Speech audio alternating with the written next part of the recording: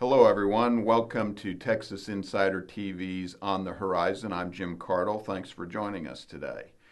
We're going to visit a little bit about an issue on the minds of Texas citizens of late, in particular in regards to education, but more recently and in the last 6 months, the issue of states' rights has been of concern to many Americans. We've seen in Arizona the state be sued by the Obama administration's Justice Department over its immigration law.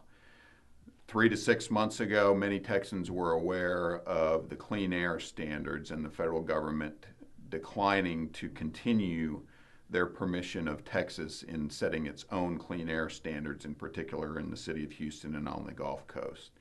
And then even about a year ago, there was the Obama administration's quote-unquote race to the top for education funding, whereby federal monies came down to the state as long as the states were willing to accept a more nationalized curriculum. This week, we've seen in Texas, and particularly here in Austin, some developments as relates to education as local Congressman Lloyd Doggett from Austin and Congressman Chet Edwards from Waco were successful in an attempt a couple weeks ago to attach an amendment related to education, and it was attached to H.R. House Resolution 4899, which began in March as a House supplemental bill for unemployment and summer jobs program of 2010 was the official title.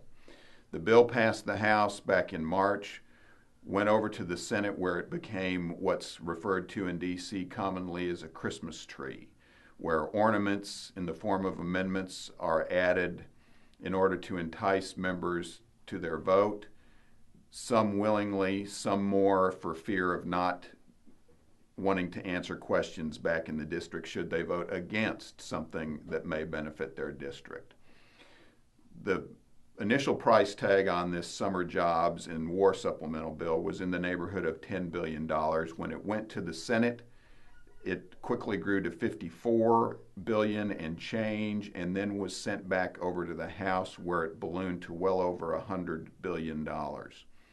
During that process, Congressman Edwards and Congressman Lloyd Doggett of Austin were able to attach an education funding bill that singled out Texas and in essence prohibited Governor Rick Perry and the Texas Education Agency from overseeing monies that it would be responsible for handling as it went from the congressional level and Department of Education to local school districts. An issue of states' rights that has many people concerned. One person that I was able to visit with earlier happens to be Dr. Donna Campbell, running against Congressman Doggett in Texas's Congressional District 25. Donna, I want to ask you a question or two. You said in your press release of a week ago that you were concerned about this effort by Congressman Doggett. Evidently, the Austin ISD is concerned that its funding may be going down with federal levels from the neighborhood of $60 million in federal entitlements to about $28 million. Tell us, if you would, what are your concerns and what have you been hearing on the campaign trail from citizens if they're aware of this, but in particular as it regards to state rights, what are your concerns? That's a great question when we're looking at federal legislation and how it infringes upon states' rights. This is a perfect example of how race to the top funding that our leadership, our education commissioner and our governor stood fast on not to take. And then there's retribution for now funding to come to our public schools that will be held back for the sole purpose of not taking the bait, if you will. And it's going to punish our children. This was an amendment that did not need to be on the war funding bill. It didn't need to be there in the first place. It singles Texas out. It penalizes our children. It takes away state rights. And it's not talked about enough in the media. So people aren't aware of this happening. This is wrong. It should not have been done. I'm calling on our senators, Senator Kay Bailey, Hutchinson and Senator Cornyn to strike this. This bill now is in the Senate, and we've got a week to make a vote on that, and that needs to be struck from this bill because this penalizes our children.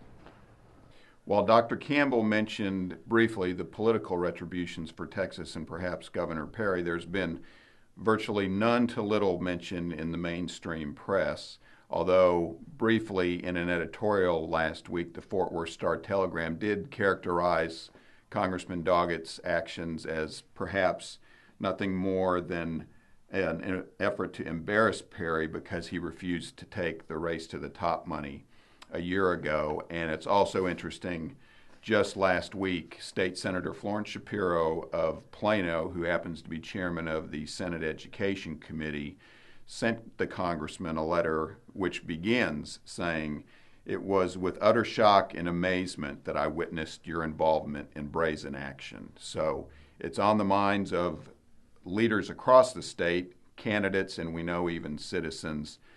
I'll end by saying that even Governor Perry, though, last year made the comment in response to declining the federal government that every now and then it is, in fact, a good thing to look the gift horse in the mouth because it may turn out to be an old nag.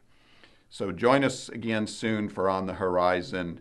We're covering issues between now and November in the election as it approaches, and appreciate your spending time with us.